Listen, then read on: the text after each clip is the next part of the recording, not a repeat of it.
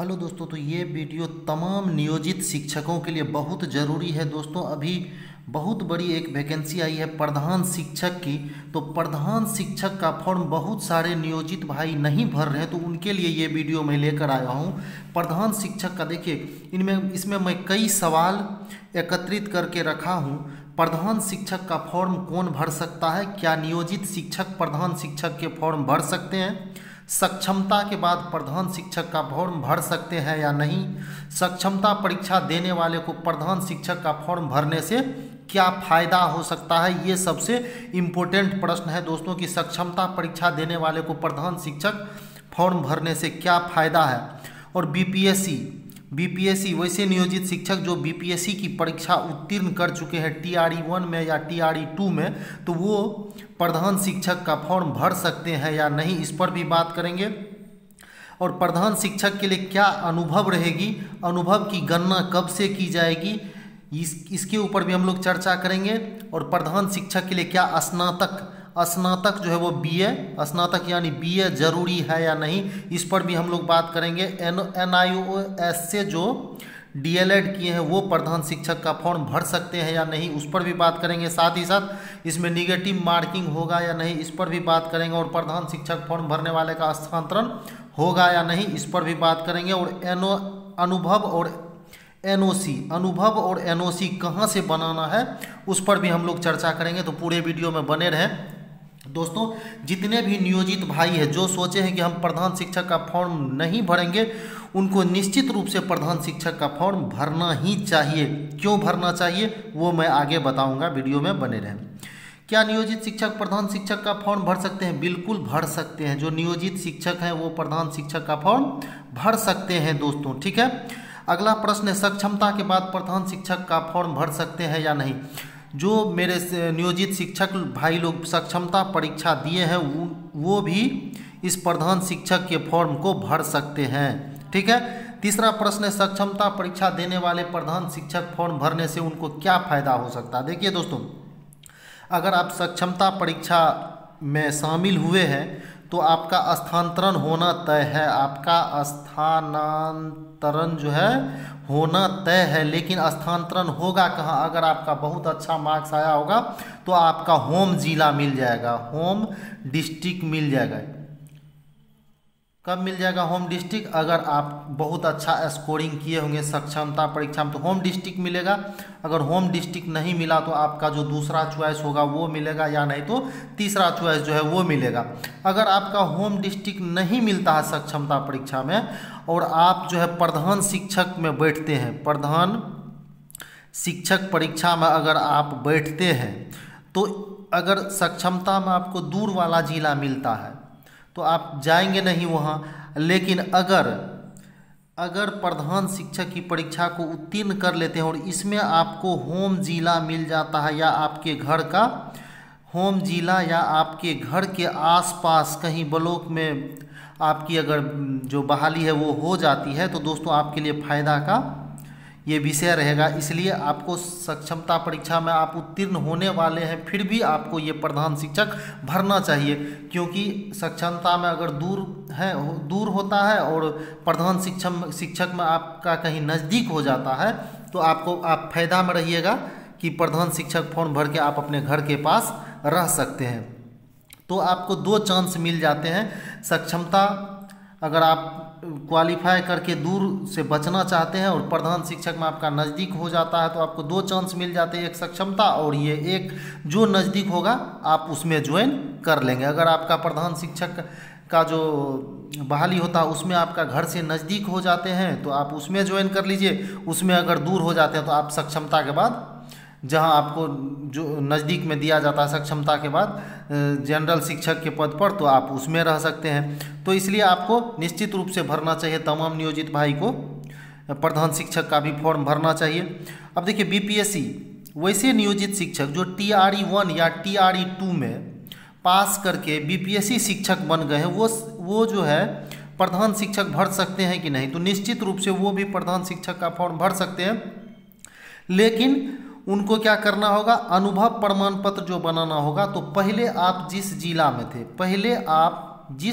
में थे वहाँ के किससे, वहाँ के जो बीओ है, वहाँ के बीओ से आपको वहाँ का अनुभव जितना दिन आपने काम किया। मान लीजिए आप अभी बीपीएससी से पास करके किसी दूसरे ज़िला में चले जाते हैं, पटना से आ जाते हैं मधेपुरा।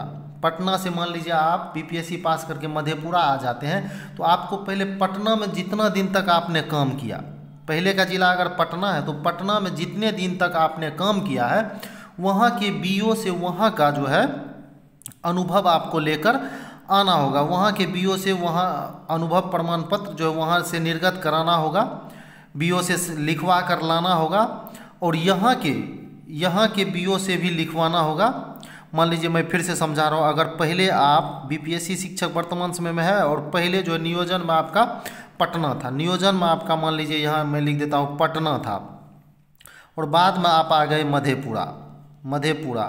तो पटना में जितना दिन तक आप नियोजित, मान लीजिए पटना में आपने 8 साल काम किया या 8 साल काम किए कर लिए हों, पटना में 8 साल काम कर लिए हों, उसके बाद मधेपुरा आए, तो पहले इस पटना वाले बीओ से जिस भी प्रखंड में आप होंगे वहाँ के बीईओ से लिखवा कर लेकर आना होगा। मधेपुरा में जिस प्रखंड में आप बहाल हुए हों, मधेपुरा मैं एग्जाम्पल के तौर पे ले रहा हूँ, हो सकता है आप सहरसा में होंगे, हो सकता है सुपौल में होंगे, हो सकता है अरवल में, जहाँ पर भी होंगे आप, तो वहाँ के बीओ से आप जो है यहाँ लिखाकर फिर मधेपुरा आएंगे, और मधेपुरा के बीईओ से लिखाकर मधेपुरा के बीईओ से लिखवाना होगा कि मधेपुरा में आपने कितना दिन तक काम किया। फिर मधेपुरा के डीपीओ या डीओ साहब से, मधेपुरा के डीओ साहब से आपका अनुभव बनेगा।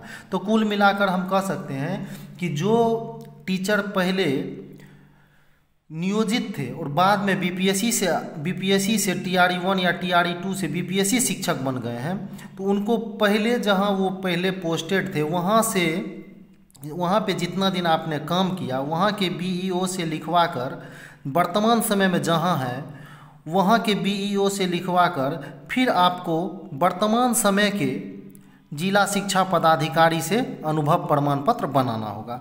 अब अनुभव की गणना कब से होगी? तो अनुभव की गणना जो है दोस्तों, जब से आपने ज्वाइनिंग किया, आपने जब से ज्वाइनिंग किया, देखिए ज्वाइनिंग डेट ना कि ट्रेनिंग डेट। ज्वाइनिंग डेट आपका जब है, जब आप इस विद्यालय में योगदान दिए हैं, योगदान तिथि से आपका 8 साल होना चाहिए। योगदान तिथि से आपका 8 साल होना चाहिए, भले ही आप 1 to 5 के टीचर हों या 1 to 5 के हों या 6 to 8 के हों। अगर 1 to 5 के हैं तब भी आपको 8 साल अनुभव चाहिए, और 6 to 8 के हैं तब भी आपको 8 साल अनुभव चाहिए। पहले जब यही प्रधान शिक्षक का फॉर्म निकला था, आज से साल 1.5 साल पहले, तो उसमें दिया गया था कि जो 6 to 8 के शिक्षक हैं उनके लिए 2 साल रखा गया था, 2 साल का अनुभव जो है रखा गया था। लेकिन वर्तमान समय में 1 to 5 और 6 to 8 दोनों के लिए ही 8 साल रखा गया है। 8 साल ज्वाइनिंग तिथि से, यानी नियुक्ति तिथि से आपका 8 साल होना चाहिए। और कब गणना किया जाएगा? तो जिस डेट में आपका निर्गत किया जाता है, जिस डेट में आपका ये जो है अनुभव प्रमाण पत्र निर्गत किया जाएगा, उस तिथि तक का आप गणना करेंगे कि आपका जो है अनुभव कितना साल, कितना महीना और कितना दिन हुआ है। ठीक है। अब देखिए यहाँ एक और प्रश्न है, क्या स्नातक जरूरी है? क्या स्नातक जरूरी है? प्रधान शिक्षक, बहुत सारे ऐसे हमारे शिक्षक बंधु हैं जो दुविधा में हैं कि हम तो स्नातक नहीं किए हुए, 1 to 5 के शिक्षक हैं और स्नातक मेरा क्लियर नहीं हुआ है, तो क्या हम प्रधान शिक्षक के लिए आवेदन कर सकते हैं कि नहीं? तो दोस्तों स्नातक होना जरूरी नहीं है, स्नातक होना जरूरी नहीं है। अगर आप 1 to 5 में बहाल हैं तो आपका अगर अनुभव 8 साल हो जाता है, स्नातक हो अथवा न हो इससे कोई फर्क नहीं पड़ता है, सिर्फ आपका अनुभव 8 साल होना चाहिए। आप प्रधान शिक्षक के फॉर्म को भर सकते हैं, इस परीक्षा में शामिल हो सकते हैं। फिर से मैं बता दूं, 1 to 5 के जो शिक्षक हैं उनके लिए स्नातक जरूरी नहीं है प्रधान शिक्षक की परीक्षा में शामिल होने के लिए। बहुत सारे हमारे शिक्षक बंधु इसी दुविधा में कि हम स्नातक पास नहीं है तो हम इस फॉर्म को नहीं भर सकते हैं। मेरे दोस्तों बिल्कुल आप इस फॉर्म को भर सकते हैं, स्नातक पास नहीं भी हैं तो भी इस फॉर्म को भर सकते हैं और प्रधान शिक्षक बन सकते हैं, बशर्ते कि आपका अनुभव जो है वो 8 साल का होना चाहिए। ठीक है। अब देखिए यहाँ एक प्रधान अध्यापक की वैकेंसी निकली हुई। एक तो प्रधान शिक्षक हो गया और दूसरा है प्रधानाध्यापक का। तो ये प्रधानाध्यापक वाले केस में स्नातक चाहिए, इसमें स्नातक जो है चाहिए, इसमें स्नातक चाहिए प्रधानाध्यापक में, लेकिन प्रधान शिक्षक में स्नातक जो है दोस्तों प्रधान शिक्षक में नहीं चाहिए। और प्रधानाध्यापक के लिए अनुभव जो है, अगर आप 9-10th में है, 9-10th में है तो इसके लिए 8 साल चाहिए, और वही 10+2 में है तो इसके लिए चाहिए 4 साल। 10+2 में है तो इसके लिए 4 साल का अनुभव चाहिए। लेकिन दोस्तों अगर कोई शिक्षक पहले 9th-10th में बहाल थे और उनका 4 साल अनुभव है, 9th-10th में 4 साल अनुभव है, और वो TRE 2 या TRE 1 के द्वारा 10+2 में आ जाते हैं, तो उसके लिए अनुभव जो है यही 4 साल ही रहेगा। ठीक है दोस्तों। अब यहाँ देखिए निगेटिव मार्किंग के ऊपर बात करते हैं। इससे पहले जब प्रधान शिक्षक की वैकेंसी आई थी तो उसमें निगेटिव मार्किंग किया गया था, उसमें निगेटिव मार्किंग किया गया था, विज्ञापन में साफ साफ लिखा गया था कि इसमें निगेटिव मार्किंग लागू होगा। लेकिन वर्तमान समय में प्रधान शिक्षक की बहाली में निगेटिव मार्किंग लागू नहीं है। अब एक प्रश्न यहाँ छूट गया कि NIOS वाले प्रधान शिक्षक का फॉर्म भरेंगे या नहीं। बिल्कुल दोस्तों भर सकते हैं। जो प्रधान शिक्षक का फॉर्म भरना चाहते हैं और NIOS से ट्रेनिंग किए हुए वो भी इस फॉर्म को भर सकते हैं। अब अनुभव और NOC जो है वो कहाँ से बनवाएंगे, अनुभव और NOC कहाँ से बनवाएंगे, तो अनुभव और NOC दोनों 2 जगह से बनेगा दोस्तों। ये देखिए अनुभव जो है वो जिला शिक्षा पदाधिकारी से बनेगा। अनुभव कहाँ से बनेगा, तो शिक्षा पदाधिकारी से, जिला शिक्षा पदाधिकारी से अनुभव बनेगा। और NOC जो है वो आपका जो नियोजन इकाई है, जैसे आप 1 to 5 या 6 to 8 में बहाल है तो आपका नियोजन इकाई कौन होता है, BDO साहब। BDO साहब आपके नियोजन इकाई के प्रमुख होते हैं, BDO साहब। तो BDO साहब से NOC बनाना है। ठीक है। तो NOC कहाँ से बनाना है, BDO साहब से। तो इसके लिए आपको क्या करना है, अपने प्रधानाध्यापक को आवेदन लिखना है कि मुझे NOC प्रमाण पत्र की आवश्यकता। सेवा में क्या लिखेंगे, सेवा में प्रखंड शिक्षक नियोजन इकाई। मान लीजिए आपका प्रखंड पटना है या प्रखंड बाढ़ है तो लिखेंगे कि सेवा में प्रखंड विकास पदाधिकारी सह सदस्य सचिव शिक्षक नियोजन इकाई, जो भी प्रखंड है वो लिखेंगे। विषय में लिखेंगे कि NOC प्रमाण पत्र के संबंध में या अनापत्ति प्रमाण पत्र के संबंध में, और उसको अपना डिटेल देके आवेदन लिखेंगे और उसको जो है अपने प्रधानाध्यापक से अग्रसारित करवाकर सीधा आपको अपने BDO प्रखंड कार्यालय में पहुंच जाना है और BDO साहब से NOC प्रमाण पत्र निर्गत कर लेना है। वही अनुभव प्रमाण पत्र की बात करते हैं तो अनुभव प्रमाण पत्र के लिए आपको फॉर्मेट इसका बना हुआ है। उस फॉर्मेट को 2 प्रति में लेकर उस पर जो है प्रधानाध्यापक से सिग्नेचर कराकर लेके चला जाना है। कहाँ, प्रखंड शिक्षा पदाधिकारी के पास जाएंगे। अनुभव प्रमाण प्रधानाध्यापक से कहाँ जाएंगे अनुभव के लिए, प्रखंड शिक्षा पदाधिकारी यानी BEO के पास जाएंगे। उनसे सिग्नेचर करवा के आप सीधा कहाँ चला जाएंगे, जिला शिक्षा कार्यालय। जिला शिक्षा कार्यालय जो है वहाँ पहुँचेंगे और DO साहब के यहाँ से आप जो है अनुभव प्रमाण पत्र जो है निर्गत करवाएंगे। तो दोस्तों कुल मिलाकर कह सकते हैं सारे नियोजित भाइयों को इस फॉर्म को भरना चाहिए। जो सक्षमता परीक्षा पास करने वाले हैं उन्हें भी इस फॉर्म को भरना चाहिए। इसके फायदे क्या है वो तो मैं बता ही दिया कि आपको पता है कि अगर आप सक्षमता परीक्षा पास करते हैं तो आपको पहले वाले जगह पे रखा नहीं जाएगा, वहाँ से आपका जगह चेंज हो जाएगा। तो हो सकता है कि सक्षमता परीक्षा पास करने के बाद आपको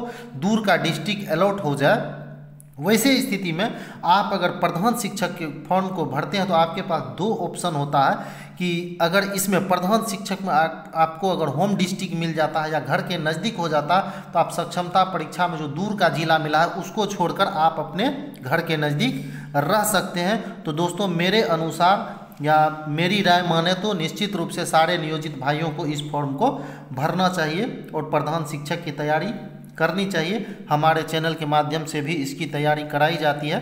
आप अगर मेरे चैनल के माध्यम से करना चाहें तो जुड़ सकते हैं। और दोस्तों निश्चित रूप से चैनल को सब्सक्राइब करके रखें ताकि इसी प्रकार की सूचनाओं से आपको मैं अवगत कराता रहूं। तो वीडियो देखने के लिए बहुत बहुत धन्यवाद।